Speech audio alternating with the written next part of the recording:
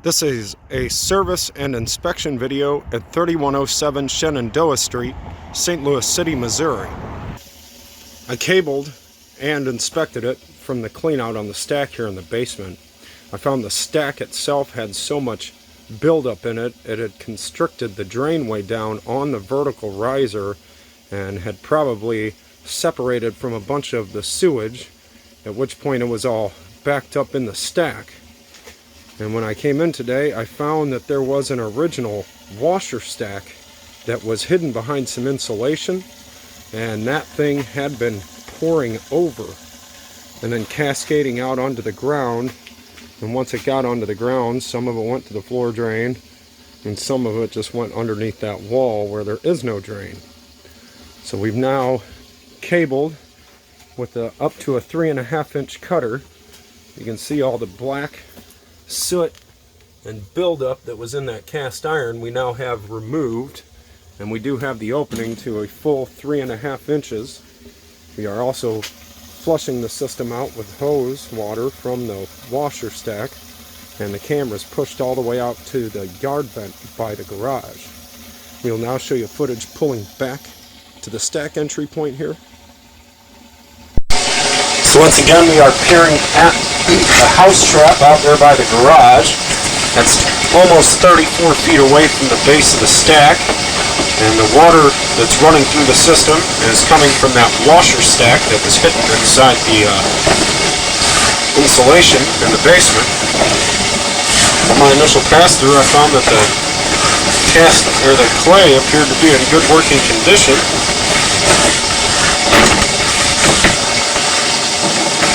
There's no visible cracks, breaks, offsets, or obstructions on any of these clay tiles.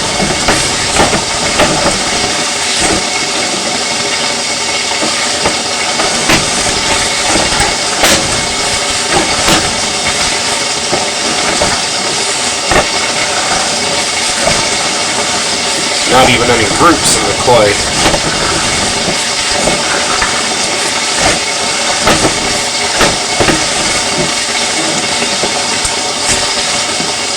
Right here, just about 3 feet away from the base of the stack, that's the end of the cast iron.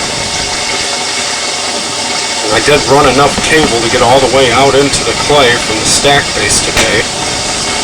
And if you'll take notice, all the funny markings on the top of the pipe, that's because that thing is build up and they're constricting the drainway down, and that's the markings my cutter made in there as it was scraping out all of that buildup. So we're now getting ready to pull up the stack base, and if you'll notice, there's definitely a T right at the bottom of the stack, but the other side of that's going to pick up that washer stack there, which was overflowing. You can see the drainway is now fully open and functional here. We're now pulling up the stack riser itself. This is again after I cabled it with a 3.5-inch cutter. When we first tried to introduce our camera into the drainway today, it had so much buildup in there I couldn't even get the camera into the pipe. So we're now looking at that test tee. We go ahead and go up to make sure that we got the upside pretty well cleared out also. You can definitely see the plastic reduction point up there. That's all PVC. And the cast iron Y that was left in here does appear to me like it's fully open and functional now. Let me give you a good look up there.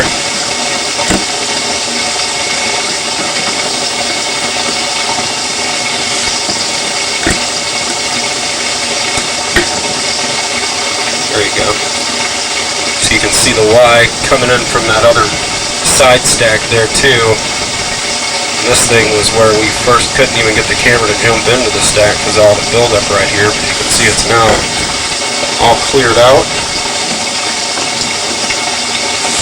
I believe maybe the stack here, it just had so much stuff caked up in between this access point and the ground that it was separating the water from the sewage.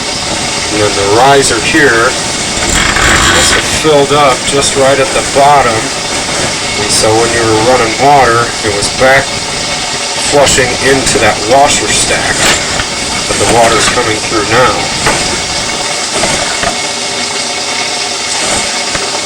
As you can see, the drainway is functional. I don't see any evidence of any deterioration, cracks, or fractures on the cast iron. I think it just had years and years worth of caked up buildup in there. And now that that's all cleared out, this thing should work again for many years.